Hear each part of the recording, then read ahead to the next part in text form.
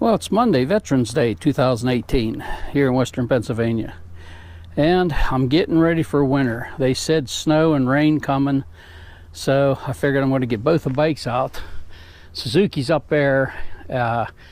It's really going to be scrubbed down, and then over the winter detailed. My Harley, 1970 FLH Harley. I'm going to wash it. It ain't too bad. I haven't been riding it. In fact, I haven't rode it the last 2 years. So next year, definitely, I'm getting it out and riding it. And today's about 42, 44. And there's a farmer going past up there. I was just over there and got corn from my son's corn burner. And yesterday it was in the high 40s.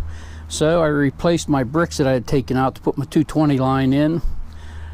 I tamped all the ground on the ditch that come down from that gray pipe there, come down. Put covers on the air conditioners. This is one for the house, and then there's one behind the garage for in my workshop. And that tamper I made, I had showed this thing here, that worked fantastic, tamping that ground down under the brick first. Then I used mortar to bring it up level. I just put it down dry, it'll harden, and then I brushed it in between the brick. But over in there, there's an actual piece of drywall got stuck in there. I just left it go. Oh, it's lime, it'll help the grass. But man, did that pack that down. You're trying to pack that tramping on it or using a shovel, it don't work. And they have the big tampers you can buy. Well, that railroad piece where the ties go, and 2 pieces of pipe, I welded it up and I made it so it's just where it's comfortable. I lean down just a little bit to grab it, and I pick it up and down, up and down. I raise it real high and smack it down. Oh, did that tamp that in there nice. That thing worked perfect. So I got my big bucket of soap ready. I got to get the hose out, and I can start washing these. And then over the winter, I'll probably clean this in real good. It hasn't been out in the dirt or anything, just dust from in there. And I'm going to just wash it and that, and I'll wax it later this winter. But the Suzuki's the one, it's going to be really cleaned. And probably because I don't think there's going to be much riding anymore. I don't know. If it comes up, I could take it for a ride, and then, I don't know. But we might be about done. Some years you could ride clear into the end of December. But this year it seems like it's coming quick. Erie got, what, 8 or 10 inches of snow. They got hit pretty hard. Well, there's another one coming up from the south, a storm. They said we'll get rain later this evening, maybe anywhere from 7 to 9 on, or later than that, maybe into the night. Tomorrow, snow flurries and rain. One day it's gonna do nothing, then another day, it seems like every other day it's gonna rain and snow. So I got to get done and get this done with. Always something. So I keep saying I'm going to clean this shop. Someday I am. I'll get it cleaned, maybe even over the winter. I got to get this under the control, because when I do a job, I bring stuff out, and it's just, oh man, I got to do something. Got the Harley back in, all dried off. I used my shop vac. I can make it a blower, and I talked about it before, and I got it dried off. Now out here for the there's a wife walking. For the Suzuki, since I'm going to be really cleaning it, I've been using it so much, I put it up on the motorcycle stand, and I've showed different times about that brace and talked about it under here. Makes it good and solid. These bricks aren't it's not perfectly level, but it's holding it, it's on there good. And I think I'm going to get the power washer out for up under the fenders. I'll do there, and maybe around the bottom up under here and the back fender. I'll be, starting with the wheels. But the power washer I won't use on the rims and wheels, just under the fender and parts like that. I don't want to push water in around these spokes. It will go inside. So next we can see what I'm going to do. I'm going to start by doing the white sidewall. The front one, the back one I'm not going to do because I don't know if you can see the wheel. The tread's bad. I'll be changing the wheel this winter, so there's no sense of cleaning it. And what I'm going to use on this is, I had shown, I got these at clearance at Walmart, X for the, taking the dead skin off you. It's for when you shower and bath, and it really works. I've been using them, and I'm going to try it on this white sidewall. I think it'll clean it. I like it better than a brush. And what I use, the best stuff I found, I can't pick it up with that glove on it, is this is made by Comet. The green label, just like this, soft cleaner, cleans with bleach. This stuff, oh man, I loaded up. I probably got about 10 bottles of this stuff. Cheap, and it works. There's other soft scrub, but it don't clean like this. This is the best. So I washed that white sidewall. I went over it twice. Looks a lot better, but still a little bit here along the edge. You get that like tan, light tan color. It's probably oil from the road coming up, or the tire, or whatever. But it has that little bit left. I'm going to go over it again. I do it, let it set, you know, really suds it up, let it set. Then I took my power washer, Harbor Freight, cheapest one you can get. I spray it. I put this one on the end, and I have it a fan about that wide. I don't want it pinpoint. And I do up under the fenders real good, and I only do this towards winter, like, you know, when I'm going to put it away for the winter, where I'm going to detail it. I want to get all that dirt out. I'll be pulling that wheel off, cleaning the brakes, checking them. If there's anything even looks like it needs changed, I'll change it. The same on the back. Well, the tire's coming off, so I have to take all that apart. The covers are coming off, you know, that side, and this side over here, you got a couple covers will come off, and I'll check in there. Well, I'm going to take the 2 seats off the tank. I want to take the battery out, but the tank will definitely come off, so I can get under there and clean, make sure everything's right. I don't have to do the valve setting, which I have a YouTube on making it, or doing those. And what I want to try is, I have it ready to go and see. I even brought an old register out from in the house I've been wanting to clean and paint. So you take that wand there off, that one, and you put this bottle on. And I just got a little bit of car soap in it, and I want to see how it does.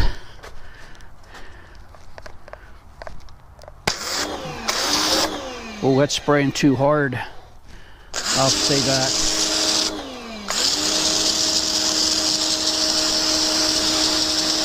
There comes the soap. But I'm going to have to stay further back. But I'll get up close to get under the fenders and all that. But I'll get like this. And like when I'm washing it now, I want to be sure and get up under the bags, behind them, everything. So... see, I'm back this far. That's close enough with this. I don't want to get any closer.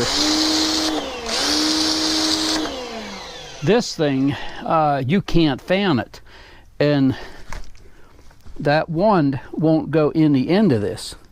That's why I don't understand why it wouldn't fit in the end of this, so you could adjust your spray, but it don't. I don't think it does. It looks like it would, but it don't. I'll have to look at it. But anyway, I'm going to take this right now, go up under the fenders, up under the motor and all that with really high pressure to get everything off. Then I'll have a real fine, I want to get a fine mist to go through the radiator. You definitely don't want to go through there with a hard spray, like at a car wash or anything. You want that kind of misted. Well, it's 4:00 p.m. around here, Western Pennsylvania now. It gets dark around 5:30. It's completely dark. Well, I would call this bike clean now. I did the white sidewall one more time, It come out really decent, and it's power washed up under the fenders, back in there, up along the frame, everything like that. Then I stood way back with it and sprayed it all off. I usually don't do it that intense, but it's for winter so that I can detail it. So I'm not worried too much about the water spots. I took my shop vac with a blower and blew all the water off, got it clean, and I'm going to wait till just before dark to put it in the garage, because this ground out here, especially right back there where I'm going to pull it up this way and back it in. This bike has to be backed in so I can get it in there and turn it. It's a lot easier if you go the front way, front end first, you're back and forth. This way I can put it right in, push it a little bit forward, I'm done. So that is clean. And what I might even do is put a couple tarps out here, because I don't want to get them you know, a lot of mud. This is ground soft and muddy a little bit, especially after washing the two bikes.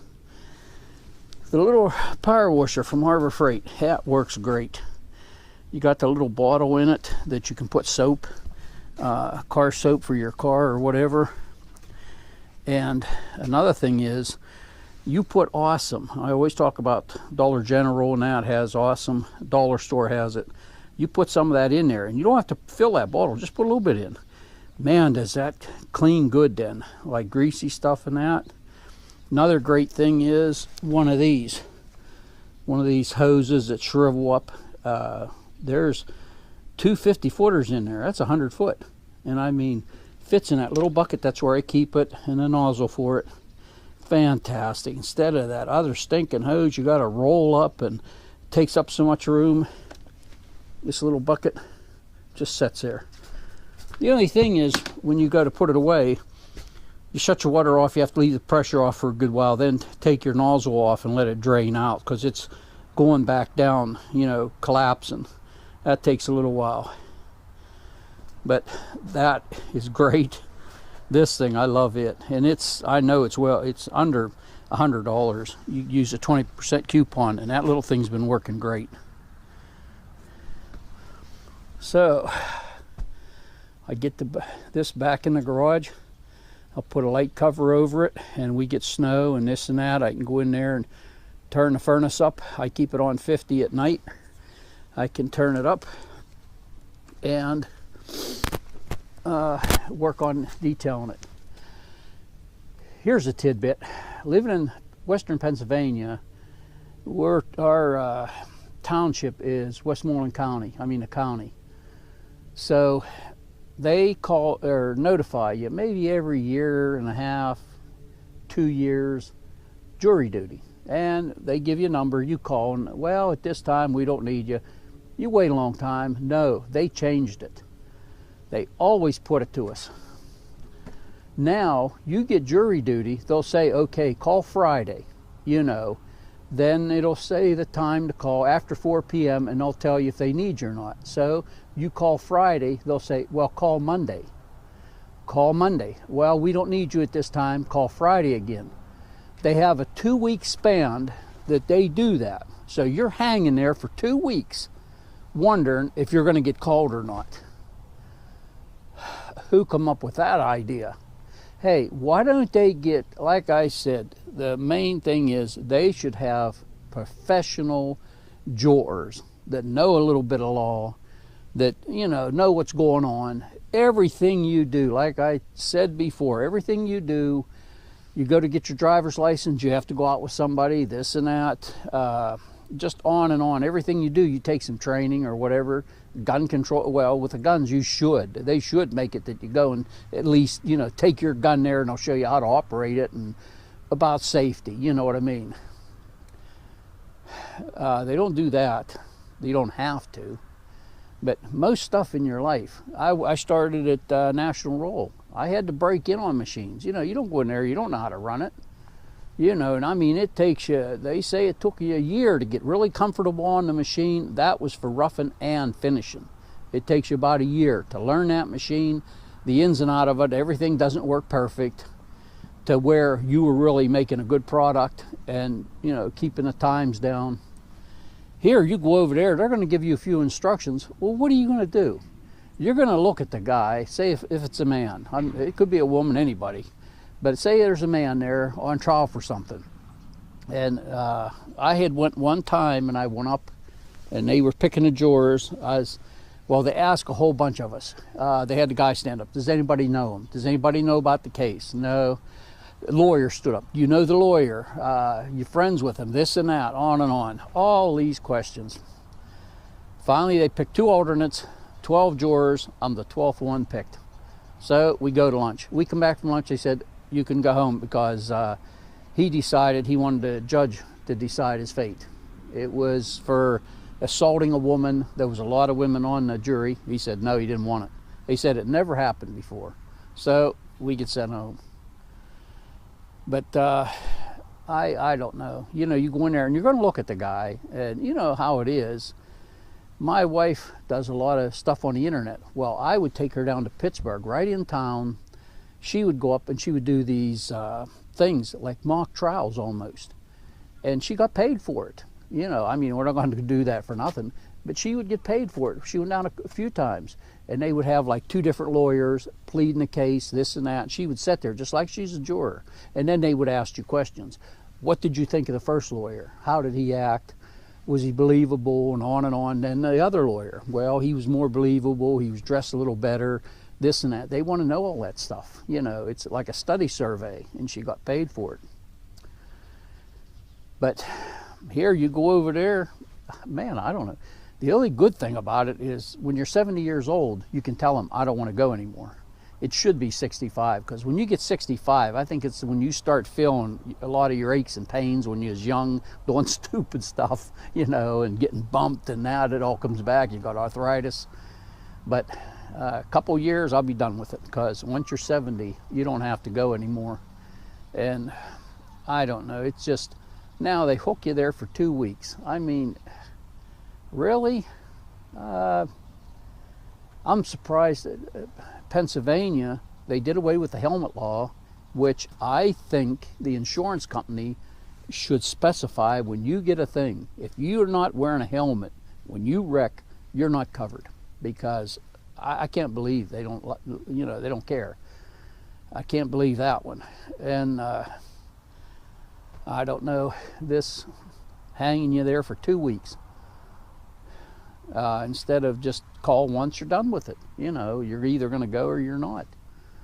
But they changed that. And another thing is fireworks. They didn't allow, you had sparklers and little poppers and stuff. You know, not even the little firecrackers you could have. When now Phantom was in Ohio, they come into Pennsylvania. It's a law now, you can have fireworks. Now we seen the fireworks. Me and my wife and son and grandson were together. We stopped. I just said about it, I'd like to see what they sell. We went in there, and them things are expensive. They have great big like boxes with a lot in. Some of them are $1,000, some are $1,500. $1,500 to shoot off. You know me, if you watch my videos, I ain't wasting my money like that. But they didn't have any M80s, the M200s. You know, I just wondered if they had M80s. They didn't, but they had some pretty big stuff there. So they're selling that in Pennsylvania now. So I don't know. Always something. Can't just let you alone, you know. Get professional jurors, pay them, and that's what they do for a living. Even if they got to go, well, they would go to the county that they belong to. We live next to just down the road and across the rivers, Allegheny, I think Allegheny, county of Allegheny. Well, that's a big one. That includes Pittsburgh and everything. So you're going to have a lot of cases on that, and you got a lot more people, you know, than Westmoreland County. It's smaller. I don't know.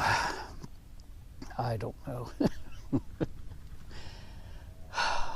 It's going to be cold, rain and snow, and so have a good day.